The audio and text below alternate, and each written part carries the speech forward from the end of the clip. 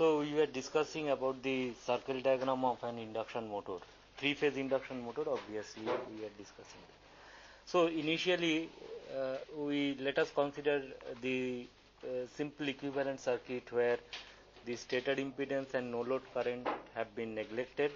Then this is the equivalent circuit, and let us assume this applied voltage is constant, held constant, rated voltage and held constant.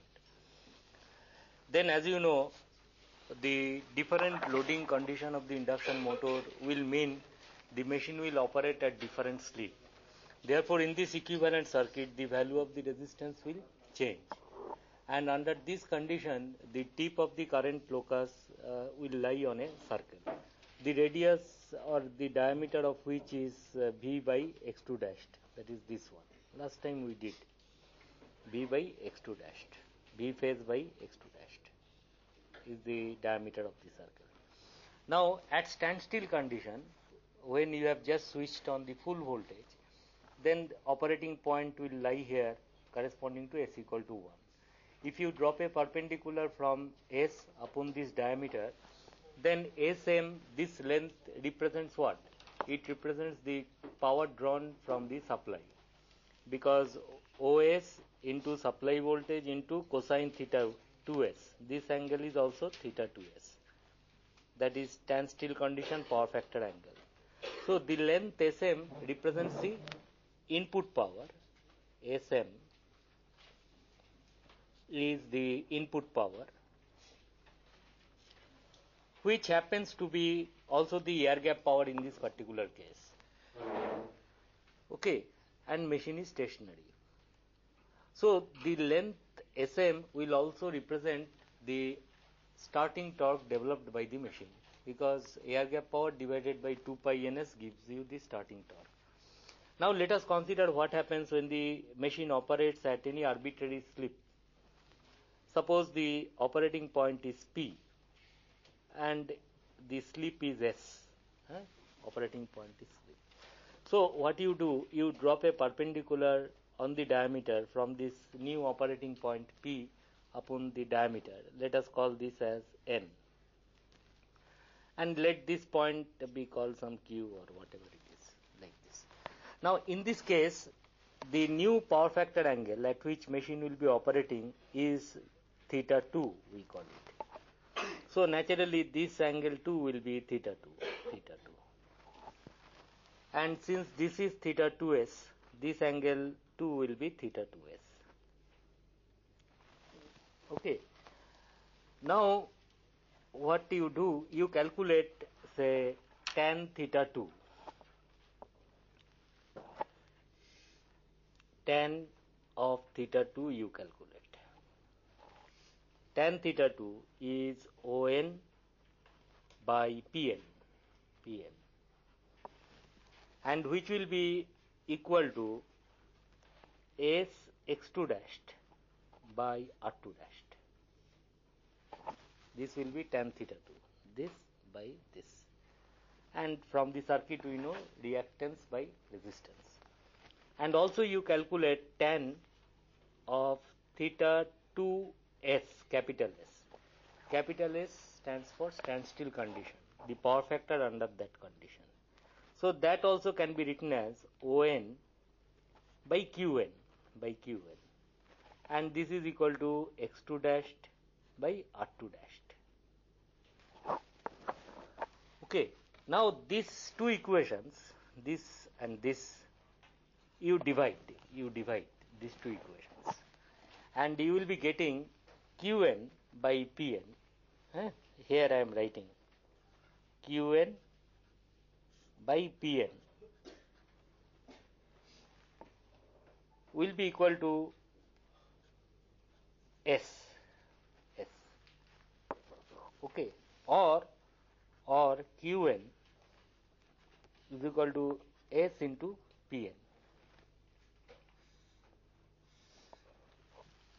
Now when the machine operates with an arbitrary slip S at any point P, which length represents the total power drawn from the supply? The length Pn. And in this case also, this total power is the air gap power, because no stator copper loss occurs, no core loss occurs. This happens to be air gap power. So the length Pn is, in this case, power drawn, as well as air gap power, Therefore, S times Pn represents what? The rotor copper loss. Therefore, the length Qn we find represents the rotor copper loss. That is important. So, you remember the length Qn is rotor copper loss.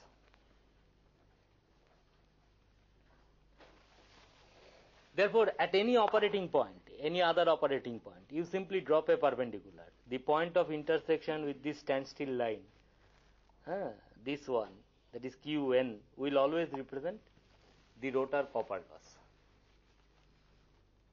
Okay. And which length will represent the torque developed by the machine? Which length? PQ. PQ will represent what? PQ, the length PQ, gross mechanical power developed. That is total input power Pn minus the rotor copper loss. So this length is the mechanical power developed.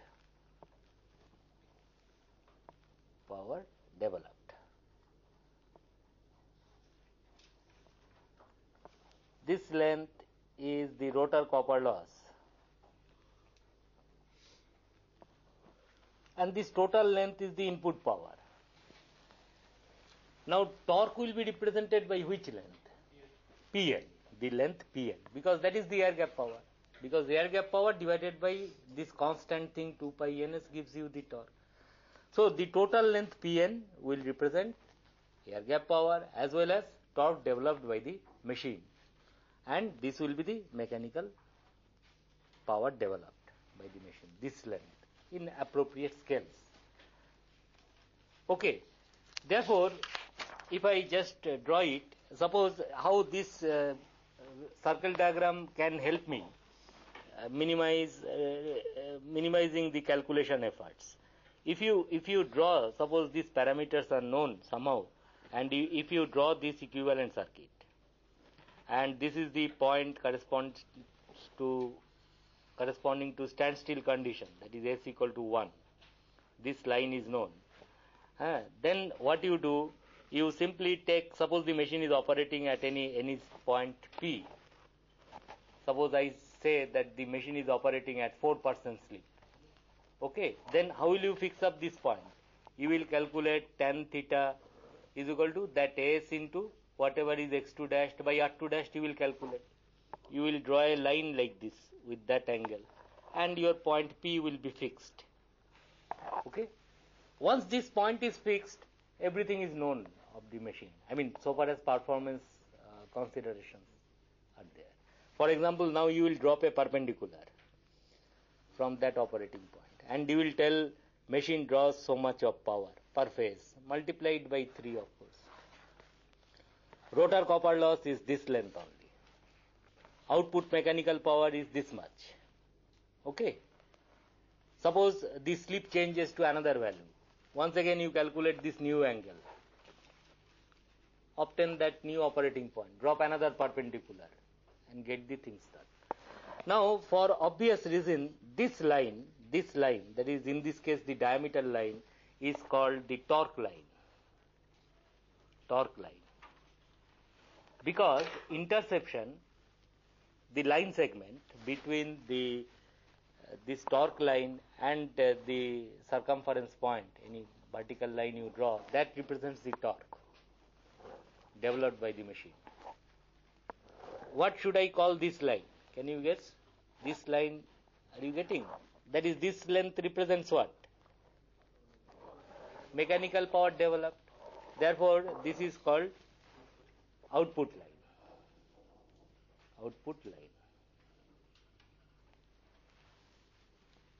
Okay. Suppose I ask you at what slip machine must operate in order that torque developed by the machine will be maximum. What we'll do? That is very simple. Suppose this is the center of the circle. So this you draw a perpendicular here. This radius itself is that one. Getting? Okay. The maximum torque at what slip machine develops. You can find out. If you are asked at what slip machine must operate in order that output power, mechanical power developed by the machine will be maximum, what you have to do? That is, you see mechanical power developed for various slips are like this, smaller, smaller. At some point it will attain maximum value, then once again decreases, no, this line segment. So from the center, yes, you are right. So from the center, you drop a perpendicular on this chord. You drop a perpendicular on the chord, that is output line, that is this is 90 degree. You drop from this to this. Wherever it intersects, that point will maximize this length here. That is known from geometry. Okay, therefore several things can be found out. Simply you draw the circle diagram. But only, so far this circle diagram is okay, but only thing is, you have to calculate nonetheless every time this, what is called this angle, to fix up that point, no? Suppose I tell 5% slip, 3% slip, find out what is the torque developed, what is the output power.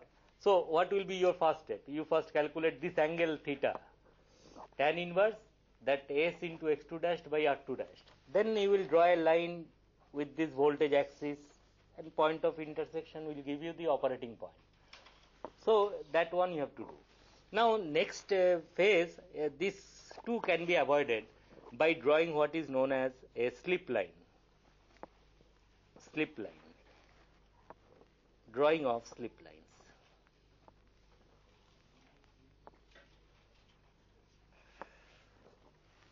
So slip line, how it can be drawn is this. First I will tell you the steps. Proof is very simple. That is, suppose somehow you have got this circle.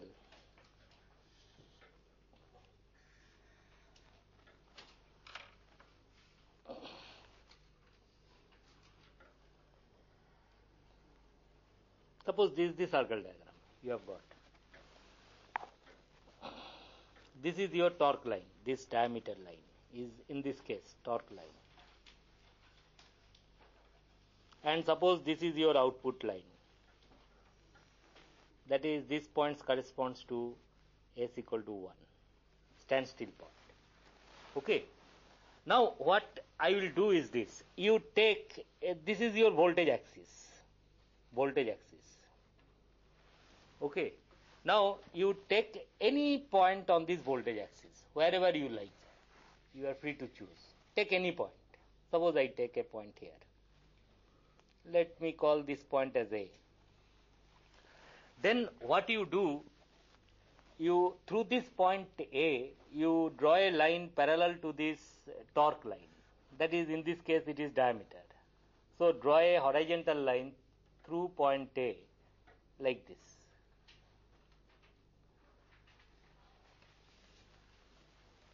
Okay. And then you extend this line here, so that they will join at some point, say B. It will join. This line AB is called the slip line. I will tell you how it is obtained, but first I will tell you the end results, in which way it will help me. So this AB you will get, some line you will get, AB, parallel to this line. Now if this AB length, if you call this length represents slip equal to 1, that is at point B, if you say it is slip equal to 1, then at any other operating point, suppose you want to find out at 5% slip, you want to fix up the operating point. Instead of calculating this way angle, what you simply do, this length into 0.05. Some length you will be getting. Suppose this is some 5 centimeter. So 5 into 0.05. Some length centimeter you will get. What you simply do, you cut that length. and you join this point with this point. Then the point of intersection will fix up the operating point. Now, this is very easy to show. I will not prove that, but I will tell you how to get it. Suppose this is AB length. Suppose at any operating point, P is any operating point. So you join this length and also extend that.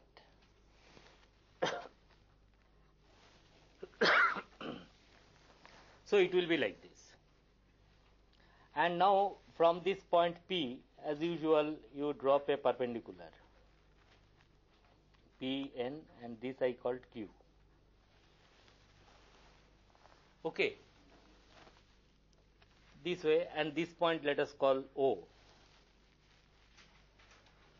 Now, what I am trying to tell, this triangle, I mean, OAB, triangle OAB, this big triangle, and triangle,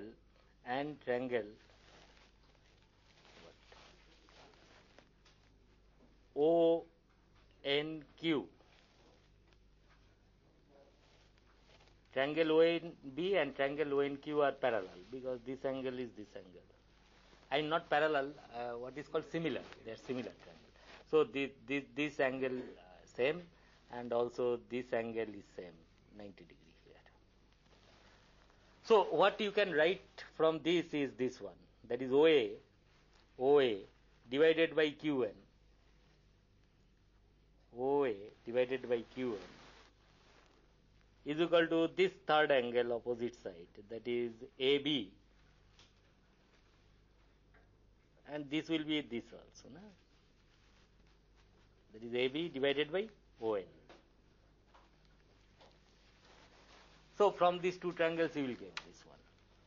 Similarly, you will be considering this angle. Consider next triangles. Where to write?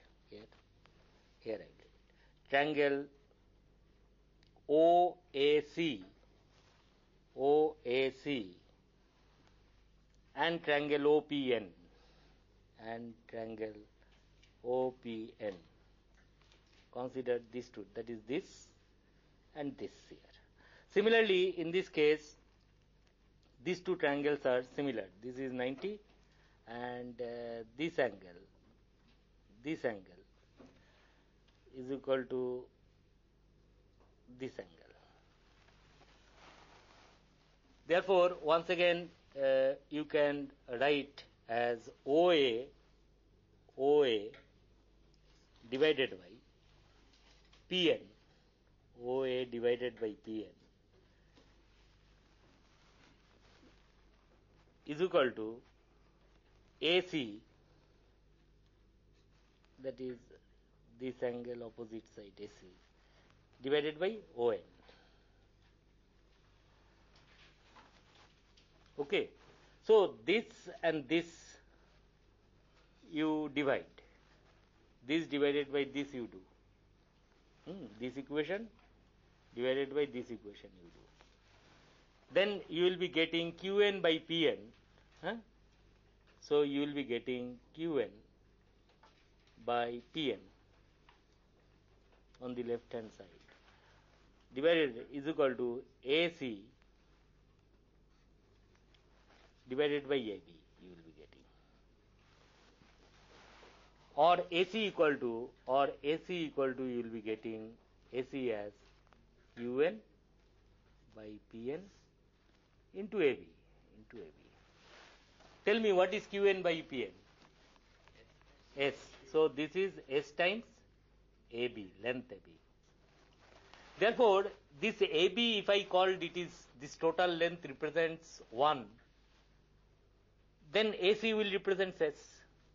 Therefore, by dividing this line, say in the usual way, graphical way, say each division 0.01, you can make a slip scale, and that scale see 0.01, 0.02, like that. In this way, this slip, this is S equal to 1.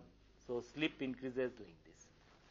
So given a slip, you only fix up that point and join these 2 points, get this operating point. So slip line can be also drawn, and this point, as you know, can be anywhere. It will always satisfy. So a circle diagram coupled with a slip line will further minimize your calculation and you can fix up these points. Okay, this is of course somewhat a circle diagram, no doubt, but it neglects so many things because stator impedance and the core losses are neglected. Now to draw circle diagram, to draw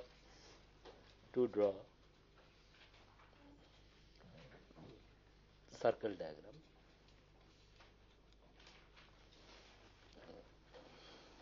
With R1, X1 and then no load current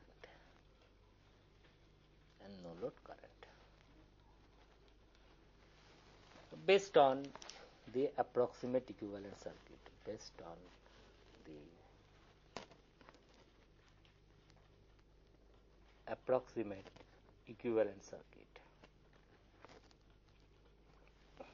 that is this one. So circuit is this.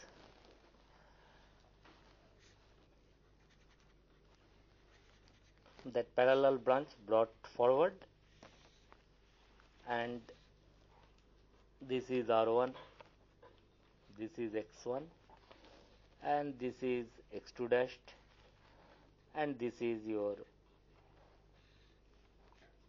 R2 dashed by S. And this voltage is held fixed all along as slip changes B phase. Now, first of all, what I will tell you, we want to find out what will be the locus of the current drawn from the supply. Now, obviously, this across the supply two parallel things are connected. One of the branch current is fixed. It does not changes with slip so far as this circuit goes. Okay. Therefore, suppose this is the supply voltage phasor. This is suppose supply volt phasor. This is suppose this no load current I naught. So it will be lagging the supply voltage by some angle. Say this is I naught.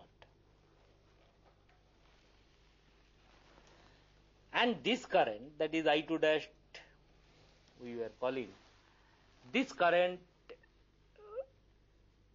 this circuit, the current locus of this circuit across which V phase exists, that we know already.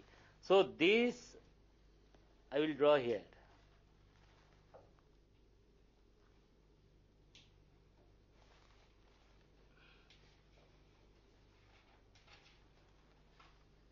That is as if V phasor is there. So another I2 dash will lie here, like this as slip changes. No. Therefore, suppose for example during the standstill condition when S equal to 1, whatever is the impedance offered, it will have a definite power factor angle and it will suppose lie here. And this point we are calling S, standstill condition S equal to 1.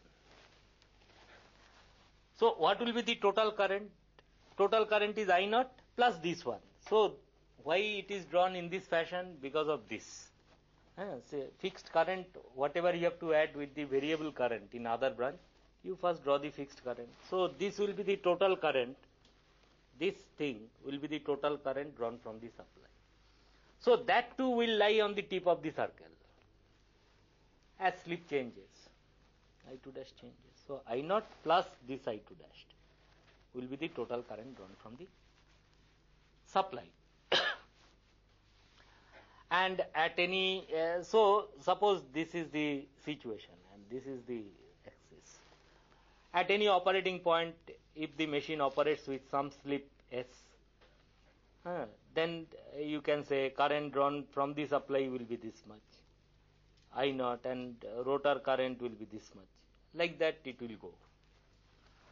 Now, before I proceed further, I will tell you it is very simple to draw the equivalent circuit from the test data. That I will tell. But you should remember, unlike a transformer, in case of induction motor, once again two tests are performed to determine the equivalent circuit parameters. One can think in that way. I want to determine the equivalent circuit parameters, so two tests I will do. One is called the no load test Another is called block rotor test. What I would do today is that from these test results, without calculating equivalent circuit parameters, you can draw the circle diagram. Okay, forget about equivalent circuit parameter calculation, I will not go. Whatever data is available from the two test results, from that the circle diagram can be easily drawn. And if it is easily drawn, I can predict the performance of the machine at any slip I like. That is the idea. Now, as you know, the tests which are carried out on induction motor, I will come to this right now. See, generally the no load test,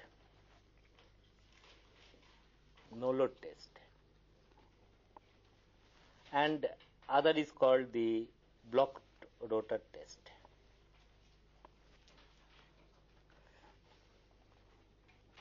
It is similar to OC test in transformer.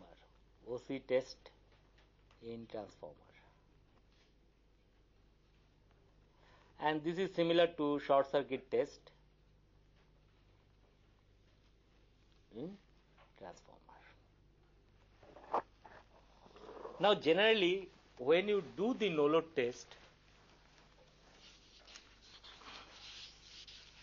if you look at the equivalent circuit, this slip will be very small because machine will be only supplying the mechanical power losses there.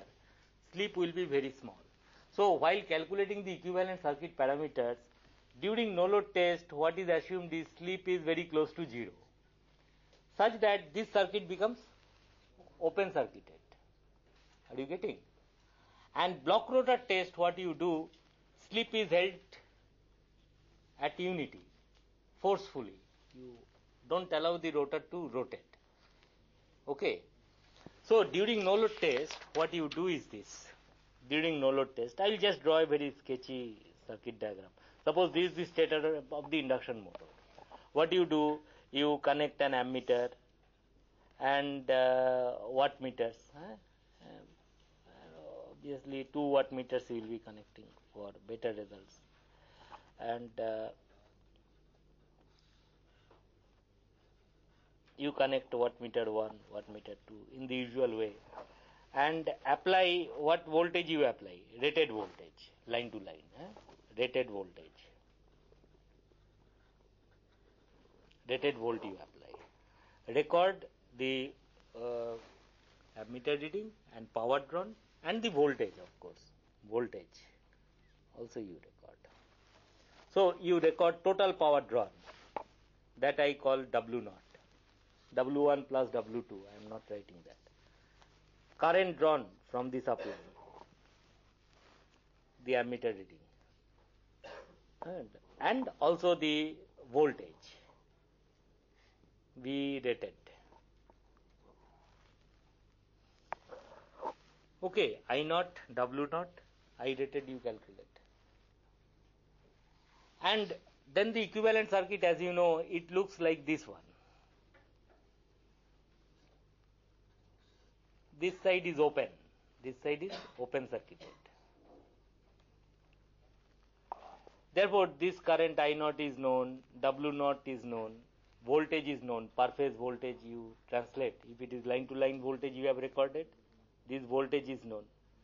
Therefore, you can find out these parameters perhaps, XM and RCM, in the usual way transformer does. But as I told you, I will not go to calculation of parameter, but that is parallelly also one can calculate those parameters. But what point I want to make, unlike transformer, what will happen here, see, in case of an induction motor, now this wattmeter reading, whatever will be the wattmeter reading, it will comprise of what?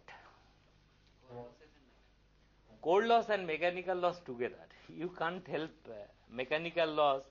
See, if you look at the actual power flow diagram of an induction motor, exact power flow diagram, input power, subtract stator copper loss, subtract core loss, stator core loss, get air gap power, then from that you subtract the rotor copper loss, you get the gross mechanical power developed, and then from that you have to subtract mechanical loss to get the net mechanical power output. But that data is very difficult to obtain. By doing no load test, you at least cannot do. Let us admit that it is not possible to separate core loss and mechanical loss just like that. So the point is, this wattmeter reading, whatever it will read both core loss. Wattmeter W0 reads both core loss plus mechanical loss. And sometimes these two together is termed as rotational loss. Rotational loss of the machine. You can find out. Therefore, in this equivalent circuit, it will be wrong to tell that this represents only the core loss. Whatever RCL you calculate, this parallel resistance, parallel with XM, that will include also mechanical loss. Therefore, the drawing of circle diagram in this case centers around this important thing, that core loss is taken into account at the very beginning. So whatever circle diagram you draw, once again don't subtract or attempt to subtract the mechanical losses at the later stage. That is an approximation. Understood? Okay, so this no load current will be like that. That is one thing.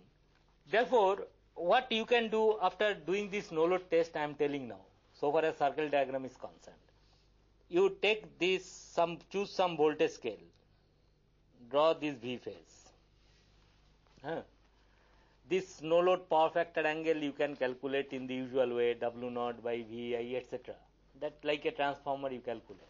So that angle I can calculate. I know the I0 value. Choose a current scale, and you can at least complete up to this point. This I0 you can draw. No load power factor angle is theta naught. Up to this point you can get from what is called no load test. So you calculate theta naught and then fix up this point. Now you have to do block rotor test of the circle diagram. How you can do it? Block rotor test.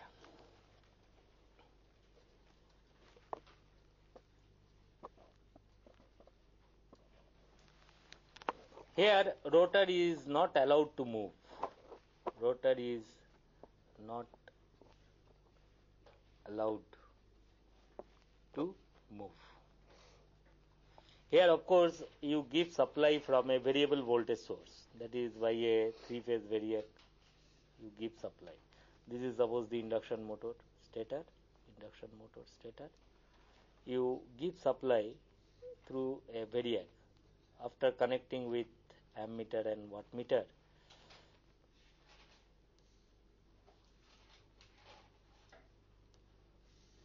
Like this. Wattmeter pressure coil is there,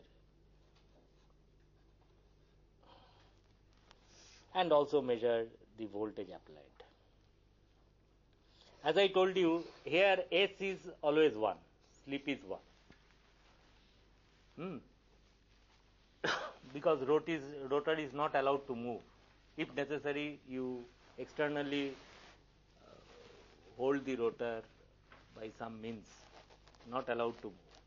And then you gradually increase the applied voltage with the help of variac. How long will you increase the applied voltage? Till the rated current of the machine flows. And after that you stop. Obviously, as you can see in the equivalent circuit, now S is 1. So R2 dashed by S will have its minimum value, R2 dashed only. And also applied voltage being small in this case, therefore level of flux will be also quite small, like transformer short circuit test. Therefore, this parallel branch here in this case is neglected. This one, the applied voltage now quite small, short circuit voltage. So you note down voltmeter reading, which I call VSC, short circuit, or block rotor, BL, let me write, BL, VBL. You note down the IBL, current. Okay, then you can calculate the power factor angle cosine theta BL from the wattmeter reading, which is equal to W1 plus W2, etc. So these things can be calculated. Now what I am trying to tell here, R1 is there, X1 is there, then X2 dashed, and then only R2 dashed. This branch you cannot neglect now. It is quite small, its impedance, compared to this branch. And not only that, the current drawn by the circuit will be also quite small. So this branch is neglected compared to this one.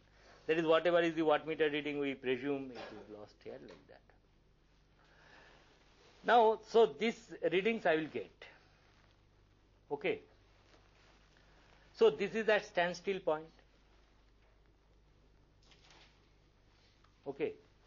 Now see what I will do. From so far as the circle diagram is concerned, I will draw it like this. This is the applied voltage. I will once again do, but you just try to follow me. V phase rated voltage you draw. Then as I told you, I naught I can draw by choosing from the no load test. Theta naught, I know I naught. Okay. Then from block rotor test,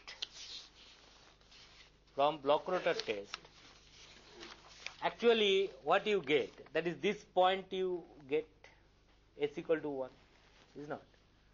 So that ammeter reading corresponds to which length? This length. Total current drawn from the supply. This length will be this one. Okay, getting? So what you do now, that block rotor power factor angle is known. You now draw a line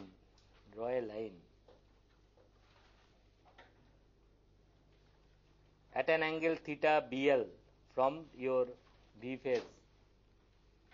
And what length you will cut out? IBL. But that will be wrong. How much you have to cut out? IBL? Times the voltage. That is one important step, because this circle diagram assumes that your input voltage is constant all along. But block rotor test you have done only at reduced voltage. So modify this current by V rated divided by VBL. Multiply IBL, that is convert IBL, don't forget it, this is important, to V rated divided by VBL or VBL. Because applied voltage is constant in your circle diagram, only that resistance parameter change. Then you cut that length, this new current you cut here, this length.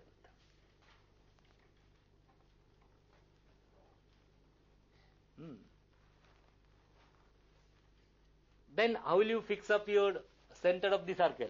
You join this point. This you get as a chord of the circle. This dotted line I have drawn. This line.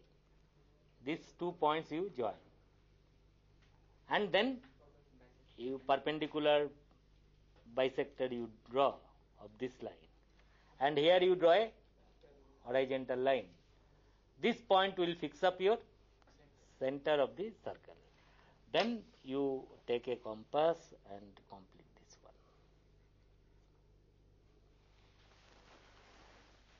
Therefore, you can get the circle diagram very easily from the no load and block rotor test. But remember, you have to modify this current phasor while drawing this one, as well as what else you have to change. That is, suppose you do this one, suppose this length, that is, this power also will get modified. Power drawn from the supply will get modified. Is not. One can do block rotor test by applying full voltage theoretically. But if I want to do that, it will draw tremendously high current to spoil your machine. Is not. So for a constant impedance, if you know how much current is drawn at a certain power factor, if you simply increase the level of voltage, power factor at which current is drawn remains unchanged. Only thing, magnitude of the current increases proportionately. So that is the idea. Now with this one, this is how you will get it. Now how to interpret the results now in a circle diagram with R1, X1 and no load current included. So this will be, this I will try to explain. This is suppose your voltage axis. This is suppose your voltage axis. Everything you convert to phase 1.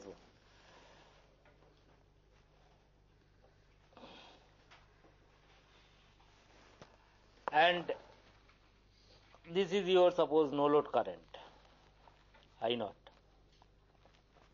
This is theta naught. And this is suppose your circle diagram. Your diameter will be here. I'll draw a rather bigger circle. And it will be like this.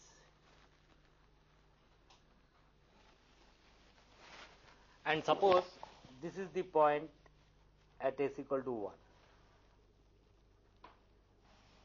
Standstill point with rated voltage applied, everything rated. Now you drop a perpendicular like the previous one. We have to show what is what length represents what. So this is suppose M. This is suppose something you call, say, G. You tell me what this length SG represents. Total power input to the machine. Okay, this length, because total current drawn will be this one. So voltage is constant into this current into cosine of this, projection of this on this one is SG. So SG is the total input power, total power drawn at standstill condition, at standstill. Total power drawn. Out of which mg is how much? Mg, you tell. So rotational loss. Rotational loss. That is, you are right, core plus mechanical loss. Mechanical loss. Therefore, this SM represents what? SM will represent air gap power plus the stator copper loss, because R1 is there, is not? R1 is there. Therefore, SM is P air gap plus stator copper loss.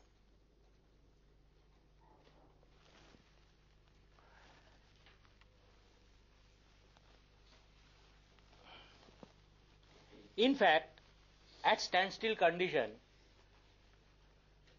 what is the rotor copper loss in terms of air gap power? Tell. At standstill condition, air gap power and rotor copper loss, same, they are same. Okay, all the power is lost in the rotor resistance.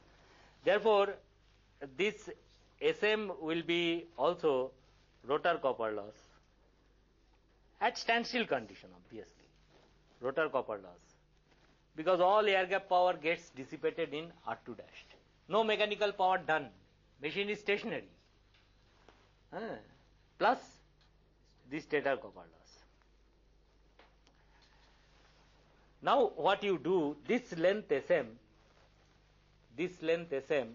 you divide in the ratio of R1 is to R2 dashed.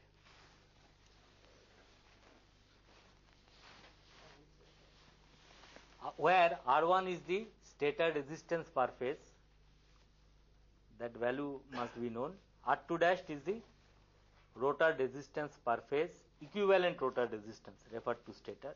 Suppose that ratio is known. Then if this line SM, this length is divided in the ratio R1 is to R2 dashed, and they are connected in series in the equivalent circuit, then tell me this point, you say call it K. Then tell me Kg will represent what? Km will represent what? Stator copper loss. Because current is same, they are now divided in the ratio R1 is to R2 dashed, this length Sm. So divide Sm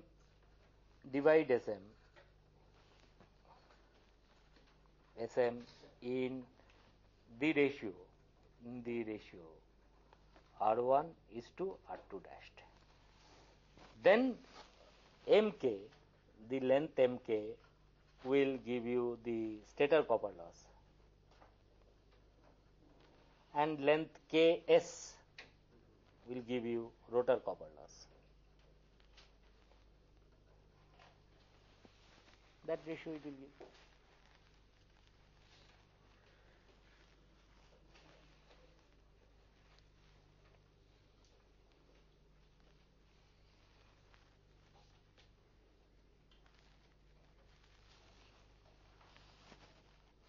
Okay, then you tell me, you join this line here. The length Sk will represent what? The rotor copper loss or air gap power in this case. At standstill condition, I have not shifted my point. Therefore, the length Sk will be this one. This we can easily see. This total length is the total input power. From this now I have subtracted these no load losses. I have subtracted the stator copper losses. Whatever power will be remaining, that must be air gap power. That is this length, air gap power. Which at standstill condition is your rotor copper loss. This length. So Sk is the air gap power or rotor copper loss at standstill condition. How much torque is developed during standstill condition? Which length will give? Sk. Length Sk will give you the torque at that point. Getting? So this way it is done. Now suppose, so the point, I will not get enough time today, but what I am trying to tell is now clear from this one. Suppose the operating point is arbitrary point with some slip S, operating point is this. Drop a perpendicular from this to this line. Okay. We will show next time that this total length in this case will represent what? The total power drawn from the supply. This no load loss, including the core and mechanical loss, these are constant. Okay, it is this much. It can be easily shown that this length will now represent the rotor copper loss, stator copper loss at that slip. This length will once again represent the rotor copper loss at that slip. And this length, this line segment here, will once again represent the air gap power of the machine. That can be geometrically shown right now. Okay. So tell me, this line, I mean, this one is this. So this is the stator input power. Which length here should represent the air gap power?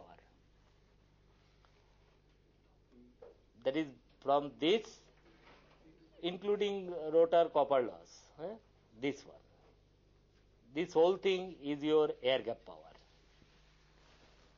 This total length is input power. You subtract core loss and rotational loss, mechanical loss. From that you subtract the stator copper loss, this length. Then this length will represent the air gap power. And from that air gap power, if you subtract the rotor copper loss, you will get the gross output power of the machine. So which line should I call the torque line and which line should I call the output line? So this line becomes your torque line now, torque line, and this once again is your output line. So I stop here today, and next time I will continue with this. That is today, tomorrow.